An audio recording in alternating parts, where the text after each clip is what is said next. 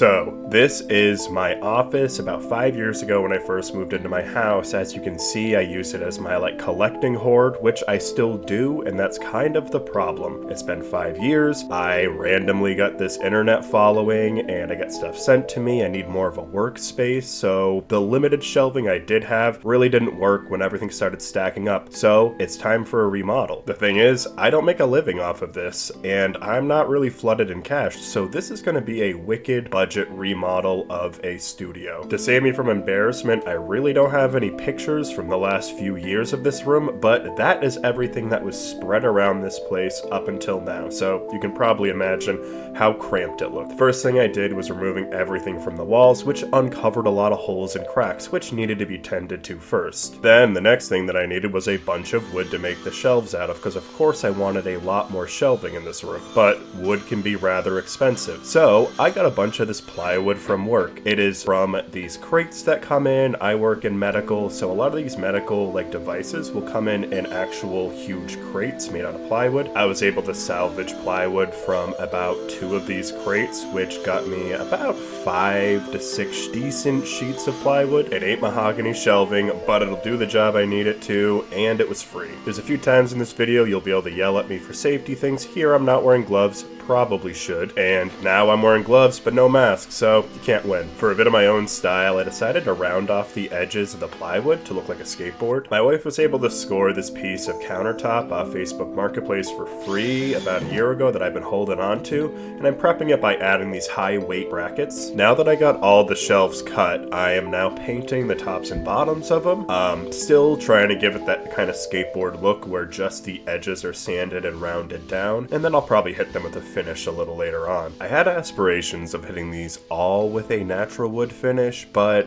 as you can see, there's some discoloration, there's a lot of little splits in the board, so these are just a little too ugly to keep natural, so I have to go over all of them with some sort of a paint. I thought the white would look nicest because I'm doing a very dark green on the walls. Jumping back over to the countertop, I'm making some framing and supports to keep it up. I'm using mostly some 2x4s I had laying around, and again some that I took from work. This countertop is going to be great. It'll give me a lot more of a workspace, and I can have this as an addition to my painting desk. The plan is to have all of the tools and special equipment that takes up a lot of space over here. I'm gonna have the hot wire cutter for foam up on top of this, and I'll probably also put my air compressor for my airbrush over here as well. Now that I have the shelving hung, I'm gonna try to hit it with a little bit of a darker finish on the ends, just to see if it looks a little bit better, because I kind of want it to contrast a little bit more with the white. So I'm doing this kind of gun stock stain, and I like the contrast, so I'm keeping it. As for hanging the shelves, I'm just using some of these cheap brackets you can get at Home Depot or even Walmart. They're only a couple bucks a piece, and they range in different sizes. To make some room on the floor, I'm starting to put some stuff up on the shelves and the countertop. Here I'm installing my hot wire cutter, and I'm adding a few other shelves to put some of the more heavy-duty stuff on. I finished all of the wall shelving at this point. I really started putting the workspace together and all of my collectible junk up on the shelves as well. Please admire it, it's what it's there for.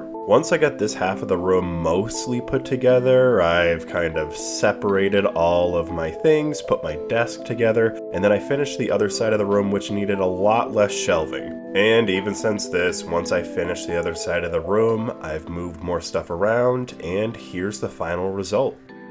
This is exactly what I've wanted this place to be for years. It's extremely cozy, has everything I've ever wanted in one room. All of my collections of toys. Unfortunately, my comics are in another area of the house, but I have all my crafting supplies. I have some cosplay supplies here as well. I am just in my nerd heaven in this room. Is it what some people might call a little cluttered or cramped?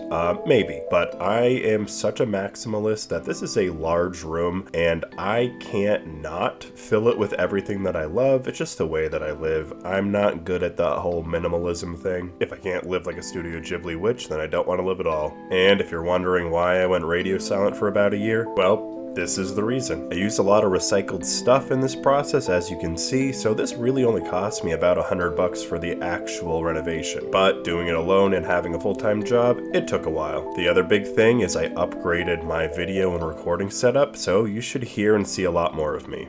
Until next time.